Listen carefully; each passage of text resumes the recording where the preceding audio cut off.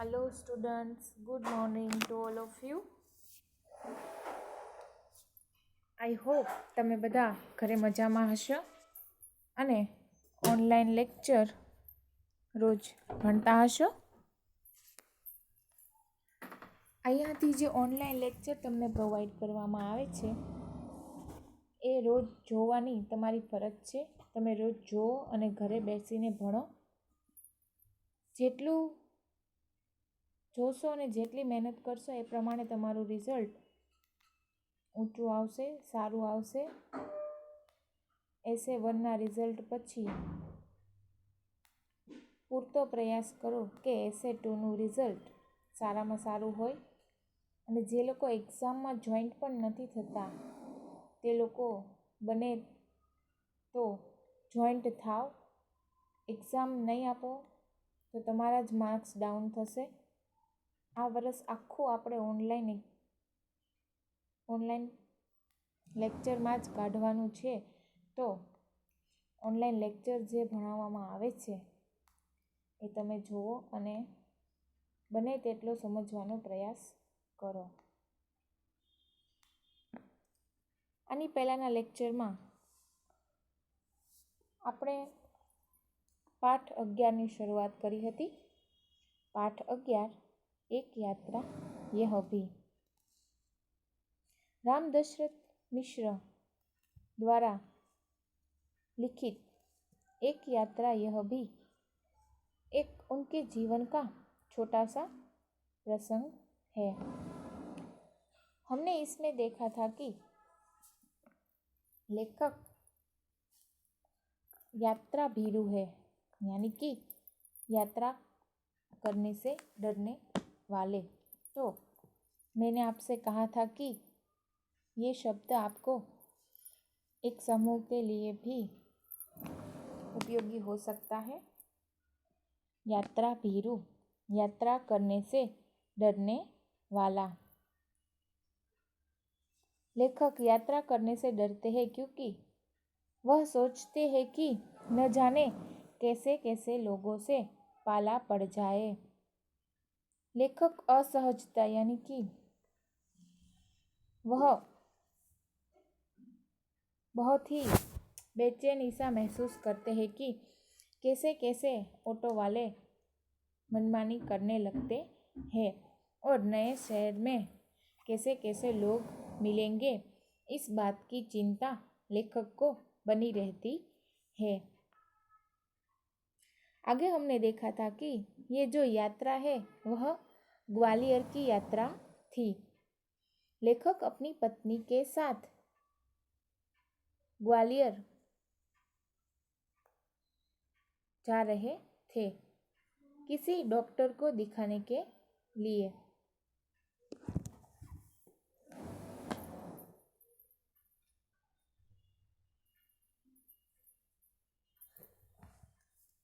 Doctor के पास जाने के लिए लेखक और उनकी पत्नी ग्वालियर को निकल पड़ते हैं. स्टेशन पर उतरने पर ऑटो वाले उनका पीछा करने लगते हैं. मेरी ऑटो में बैठ जाइए, मेरी ऑटो में आ जाइए, ऐसा पुकारते पुकारते सब ऑटो वाले पीछे पड़ गए. फिर किसी एक नवयुवक की आवाज़ सुनाई दी कि आपको कहीं ना कहीं जाने के लिए ऑटो करना ही पड़ेगा, तो फिर मेरा ऑटो क्यों नहीं. ऐसी आवाज़ सुनते ही लेखक को उनकी आवाज़ में कुछ आकर्षण सा लगा, इसलिए उस नवयुवक की ऑटो में लेखक और उनकी पत्नी बैठ गए. उसके बाद हमने देखा था कि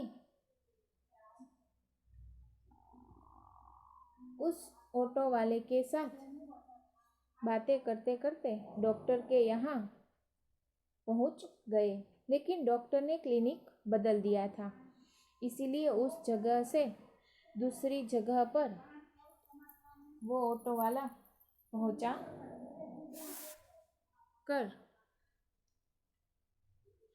लेखक और उनकी पत्नी को दूसरी जगह पर छोड़ दिया। उसके बाद लेखक ने कहा कि ऑटो वाले से कहा, तुम जा सकते हो, मेरा इंतज़ार करने की ज़रूरत नहीं है, हमें देर लगेगी। फिर घंटा भर बाद डॉक्टर की क्लिनिक से निकले लेखक और उनकी पत्नी तो देखा कि वही नवयुवक ऑटो वाला वहाँ खड़ा हुआ था। उसी के ऑटो में बैठकर लेखक और उनकी पत्नी होटल चले गए। उसके बाद दोनों में वार्तालाप हुई थी कि आपको कहीं जाना हो तो मैं अपना नंबर देकर जाता हूँ। ऐसा ऑटो वाला कहता है कि मैं अपना मोबाइल नंबर देकर जाता हूँ, अगर आपको कहीं घूमने जाना हो तो मुझे बुला लीजिएगा। उस ऑटो वाले का नाम मोहन था। दूसरे दिन लेखक और उनकी पत्नी मोहन के ऑटो में एक से बाद एक स्थान देखने लगे। उसके बाद मैंने आप सभी को कहा था कि यह क्वेश्चन बहुत इम्पोर्टेंट हो सकता है कि ऑटो वाला लेखक को बाबूजी के नाम से और उनकी पत्नी को अम्मा के नाम से संबोधित करता है। उसके बाद जब घूम फिर कर होटल वापस आए तो लेखक ने मोहन को भी कमरे में चाय के लिए बुलाया। पहले तो अचानक बुलाने पर मोहन को संकोच होने लगा, लेकिन फिर भी वह चला गया। फिर ऑटो वाला मोहन और लेखक के बीच में पारिवारिक वार्तालाप शुरू हो गया कि लेखक की पत्नी ने पूछा था, क्या तुम ग्वालियर के हो? तो उसने जवाब भी दिया था कि नहीं, मैं मूलतः यानी कि जन्म से ही वास्तव में आगरा का, यहाँ मुझे आना पड़ा। मोहन है वह नौकरी की तलाश में ग्वालियर आया हुआ था। मोहन के माँ बाप तो गुजर गए थे, लेकिन बड़े भाई ने पाल पोस कर बड़ा किया था। मोहन ने बीए पास किया हुआ था। वह कोई नौकरी खोज रहा था, इसीलिए ग्वालियर आया हुआ था। अब हम आगे पाठ देखते हैं। एक चुप्पी सी छा गई। देखिए, इतनी बात होकर वातावरण में एक चुप्पी सी छा गई। हमें लगा कि इसके साथ कोई अवांछित घटना घटी है।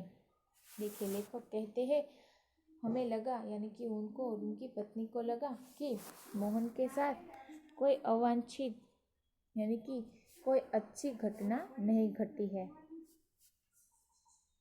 उसे छेड़ा नहीं, किंतु उसने फिर कहना शुरू किया। देखिए, लेखक ने कहा, हमने कोई बात छेड़ी नहीं, लेकिन मोहन ने अपने आप बात करनी शुरू कर दी। मैं नौकरी की तलाश में इधर उधर भटक रहा था। मोहन कहता है कि मैं नौकरी की तलाश में इधर उधर भटक रहा था। एक दिन भटक कर लौट रहा था कि रास्ते में एक अपरिचित लड़की मिल गई। बदहवासी थिदियाती हुई बोली, मोहन मुझे बचा लो। देखिए, मोहन जब नौकरी की तलाश में इधर उधर भटक रहा था तो उसे रास्ते में एक परिचित लड़की, यानी कि वह उसके पहचान की लड़की थी, वो उसे मिली। बदहवासी यानी कि उसकी हालत कुछ ठीक नहीं थी और वह डरते हुए, घिघियाती हुए यानी कि डरते हुए बोली कि मोहन मुझे बचा लो। तो मोहन ने पूछा, क्यों, क्या हुआ? लड़की ने बताया कि मेरे माँ बाप एक अधेड़ के हाथ मुझे बेच रहे हैं। मैं कुएं में गिरकर जान दे दूंगी, किंतु उस खुसट अधेड़ के साथ नहीं जाऊंगी। देखिए, वह लड़की कहती है कि मेरे माँ बाप एक अधेड़ के हाथ मुझे बेच रहे हैं। अधेड़ यानी कि लड़की की उम्र से भी ज़्यादा उम्र का, आधी उम्र का कोई बुजुर्ग उसके हाथों मुझे बेच रहे हैं। उससे शादी करने से अच्छा मैं कुएं में गिरकर जान दे दूं। आगे देखते हैं। मैं बहुत असमंजस में पड़ गया। देखिए, मोहन कहता है कि मेरे अंदर असमंजस बढ़ गई। क्या करूं? कर भी क्या सकता हूँ। मुझे लगा कि स्टेशन चलना चाहिए। वहाँ उसे ले गया और थानेदार से हकीकत बयान की। मोहन कहता है कि मैं उसे स्टेशन यानी कि पुलिस स्टेशन ले गया और थानेदार को सही सभी हकीकत बयां कर दी। वे कुछ देर सोचते रहे कि क्या किया जा सकता है। देखिए, थानेदार को सभी बात बताने के बाद लगा कि सोचते हैं आगे क्या किया जा सकता है। थानेदार साहब बोले कि इसकी एफआईआर लिखकर इसके माँ बाप को हवालात में बंद कर लेता, लेकिन फिलहाल चिंता इस लड़की की है कि आखिर इसके लिए क्या किया जाए। देखिए, थानेदार साहब कहते हैं कि मैं चाहूँ तो अभी एफआईआर दर्ज करके इसके माँ बाप को जेल के हवाले कर सकता हूँ, लेकिन अभी चिंता इस बात की है कि इस लड़की के साथ आखिर क्या किया जाए। एक छोटी की चुप्पी से बाद एकाएक बोले, तुम्हारी शादी हो गई है? मैंने न में सिर हिलाया। देखिए, थानेदार साहब थोड़ी देर रुकने के बाद मोहन से पूछते हैं कि क्या तुम्हारी शादी हो गई है? तो मोहन ने न में सिर हिलाया कि मेरी शादी अभी नहीं हुई। तो बोले, तुम इससे शादी क्यों नहीं कर लेते? अचानक से थानेदार साहब ने ऐसा प्रस्ताव रख दिया कि तुम इससे शादी क्यों नहीं कर लेते? मैं तो इस आकस्मिक प्रस्ताव से चकरा गया, किंतु कुछ पल बाद लगा कि इसमें बुराई क्या है। मैंने कहा, सर इससे तो पूछ लीजिए। देखिए, थानेदार साहब के ऐसे आकस्मिक प्रस्ताव से यानी कि अचानक से रखे हुए प्रस्ताव से मोहन चकरा गया, अचंभित हो गया। लेकिन कुछ पल बाद उसे लगा कि इसमें बुराई क्या है। एक अच्छी लड़की है और वह अपने माँ बाप से परेशान है, तो फिर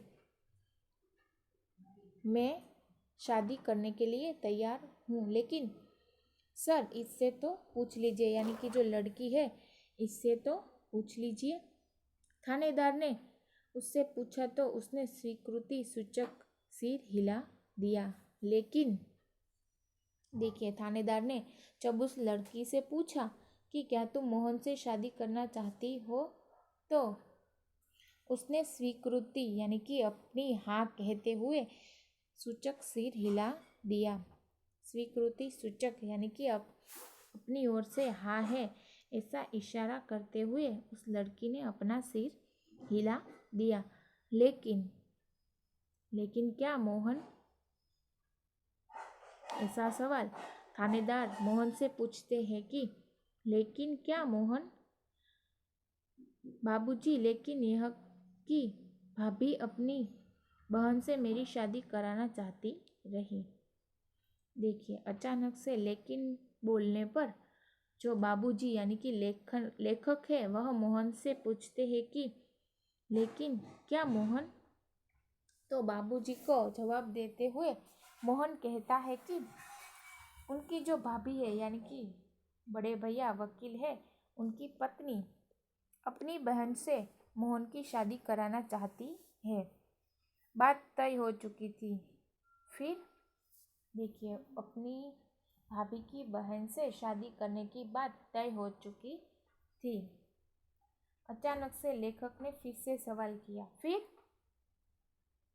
बाबूजी, मैंने सोचा भाभी जी की बहन से तो कोई भी अच्छा आदमी शादी कर लेगा, वहाँ कोई संकट नहीं है, लेकिन इस लड़की की तो जिंदगी खतरे में है। लड़की सुंदर भी है, परिचित भी, और सबसे अहम बात यह कि वह संकट में है।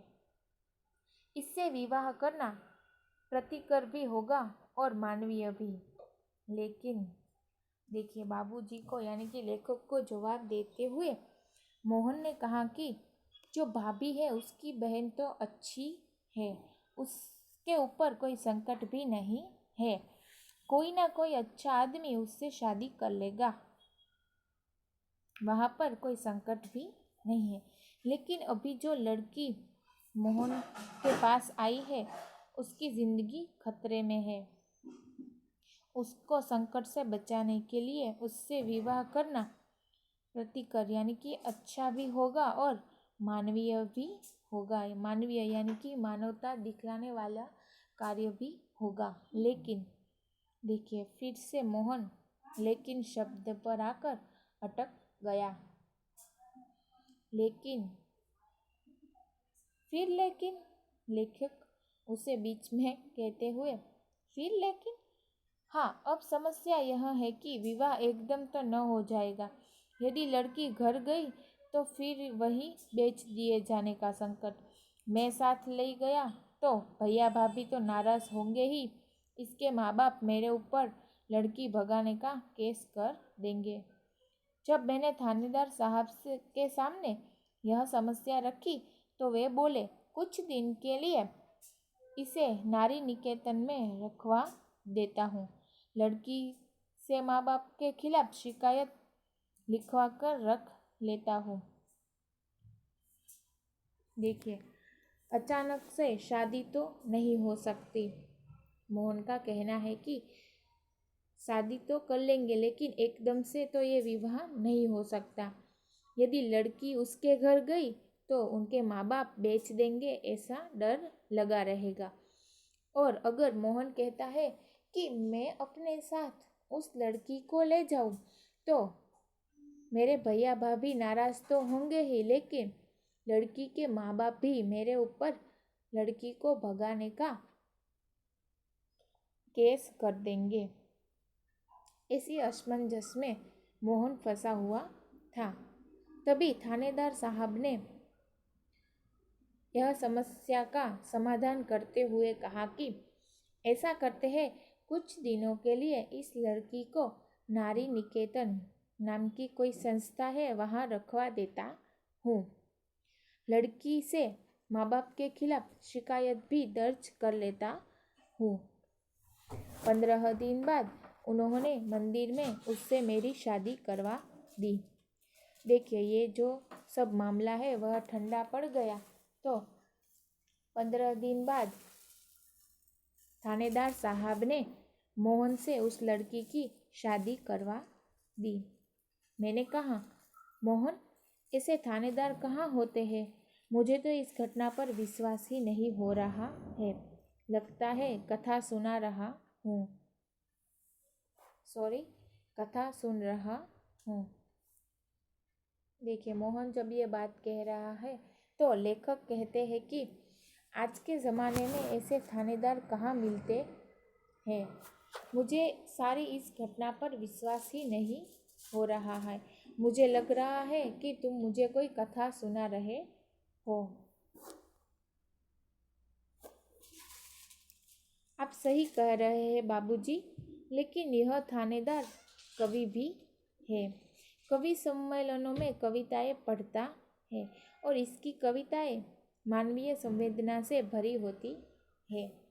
देखिए, मोहन फिर से उस थानेदार की अच्छाई कहते हुए लेखक से कहता है कि बाबूजी, वह थानेदार के साथ साथ एक कवि है। वह कवि सम्मेलन में भी जाते हैं और कविताएं पढ़ते हैं और इसकी कविताएं मानवीय संवेदना से भरी होती है। हाँ, तब ठीक है भाई, हर क्षेत्र में कोई न कोई मसीहा दिखाई पड़ ही जाता है। हाँ, तब देखिए, लेखक मोहन की बात मानते हुए कहते हैं कि हर कोई क्षेत्र में कोई ना कोई मसीहा यानी कि कोई ना कोई अच्छा काम करने वाला दिखाई पड़ ही जाता है। और तब यानी कि आगे क्या हुआ ऐसा मोहन से पूछते हैं।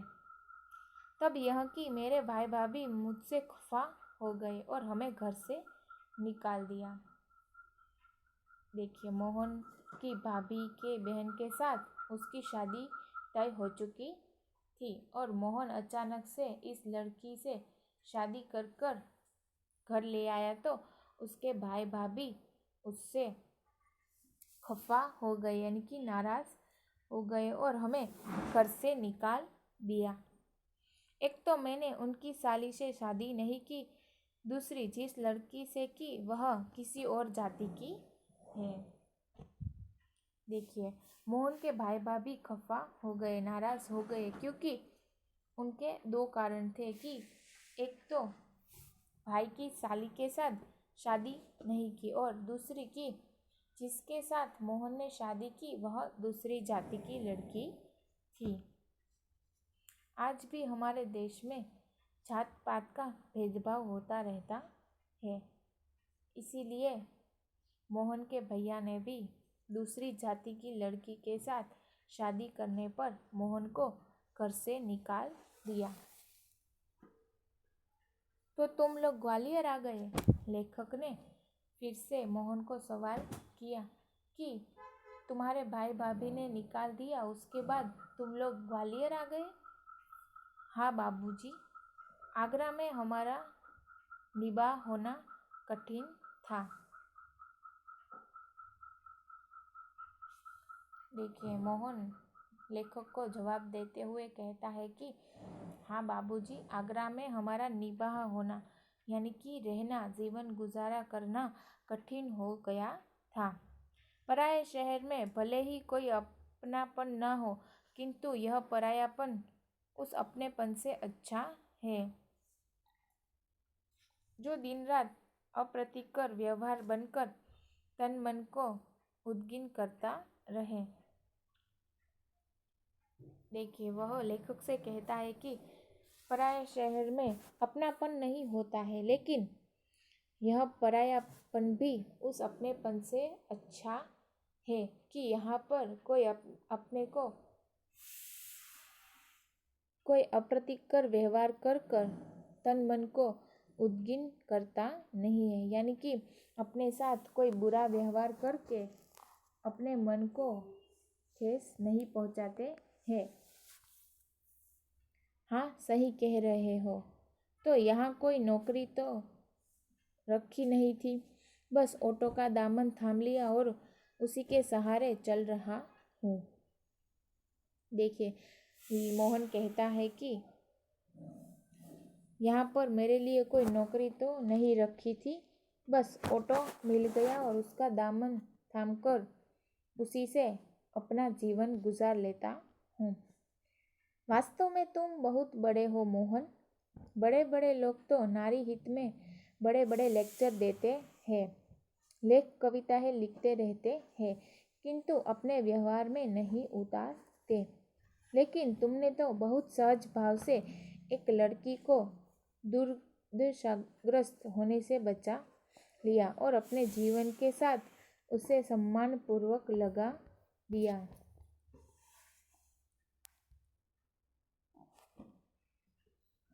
लेखक कहते हैं कि वास्तव में बहुत बड़ा काम किया है मोहन, तुम बहुत बड़े बन गए हो। यानी कि एक लड़की संकट में थी, उसकी जान बचाने के लिए तुमने शादी कर ली। ये बहुत बड़ा काम तुमने किया है। अपने भाई भाभी के खिलाफ जाकर भी तुमने उस लड़की का हाथ थाम लिया और यह अपने आप में नारी हित का बहुत बड़ा योगदान था। लेखक कहते हैं कि बड़े बड़े लोग भी नारी के हित में यानी कि नारी के रक्षण में बड़े बड़े लेक्चर देते रहते हैं, अपनी कविता में लिखते रहते हैं, लेकिन अपने व्यवहार में नहीं उतारते। देखिए, कई लोग ऐसे होते हैं, वह नारी के सम्मान में भाषण दिया करते हैं, नारी के हित के लिए बड़े बड़े कार्य करने का वादा करते हैं, लेकिन वही अपने जीवन में उसके लिए कोई जगह नहीं रखते, उसके रक्षण को भी हानि पहुंचाते हैं। लेकिन तुमने तो बहुत सहज भाव से एक लड़की को दुर्दशाग्रस्त होने से बचा लिया। लेखक कहते हैं कि मोहन ने एक लड़की के हित में बहुत अच्छा काम किया है।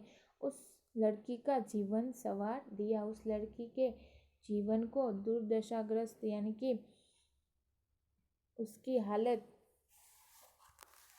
और उसका जो जीवन है उसे दुर्दशा होने से बचा लिया और अपने जीवन के साथ उसे सम्मान पूर्वक लगा लिया। देखिए, मोहन ने उस लड़की के साथ शादी करके उसका जीवन संवार लिया और अपने साथ सम्मान पूर्वक जीने के लिए उससे शादी कर ली। बाबूजी, इस कार्य से मुझे भी बहुत संतोष मिला।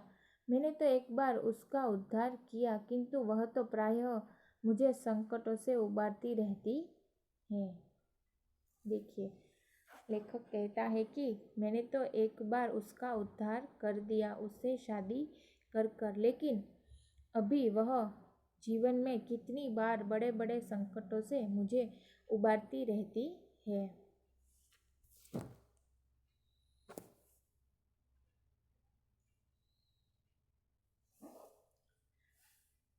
देखिए, इतने पाठ की समझूती प्राप्त करने के बाद पता चलता है कि कैसे मोहन ने एक लड़की की जान बचाने के लिए उससे शादी कर ली, अपने घर वालों के खिलाफ जाकर भी शादी कर ली, क्योंकि उस लड़की की जिंदगी एक वृद्ध के साथ शादी करने से बर्बाद हो सकती थी।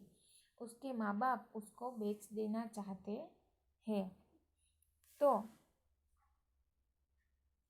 नारी के हित में जो मोहन ने अच्छा सा काम किया है, उसके लिए लेखक भी उसको बहुत आगे बढ़ने का और नारी के हित में यह जो काम किया है उसके लिए सम्मान देते हैं। इससे आगे का जो पाठ है वह हम आगे के लेक्चर में देखेंगे और उसी लेक्चर में पाठ को समाप्त करेंगे। Thank you so much.